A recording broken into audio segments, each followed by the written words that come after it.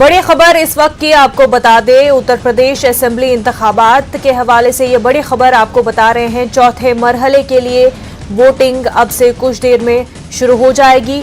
9 अजला की 58 सीटों पर पोलिंग होनी है। वोटरों की तादाद 2 करोड़ से ज्यादा है। 624 उम्मीदवार मैदान में है। तो अब से कुछ देर में ही चौथे मरहले के तहत पोलिंग शुरू हो जाएगी। यूपी में चौथे मरहले के लिए वोटिंग अब से बस कुछ ही देर में, कुछ ही मिनटों में शुरू हो जाएगी। 2 करोड़ 12 लाख वोटरों की तादाद है इस चौथे मरहले में, जो 624 उम्मीदवारों के किस्मत का फैसला करने वाले हैं। तो 9 अजला में अब से कुछ देर में ही वोटिंग शुरू हो जाएगी।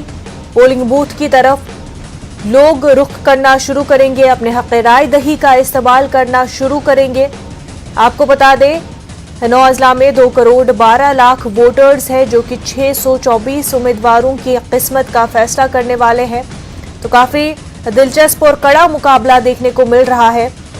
हालांकि तमाम तर पार्टियां ही ये दावा कर रही हैं कि पहले के 3 फेजों में उन्होंने बेहतर कारकर्दगी की है और लोगों ने उन्हें चुना है।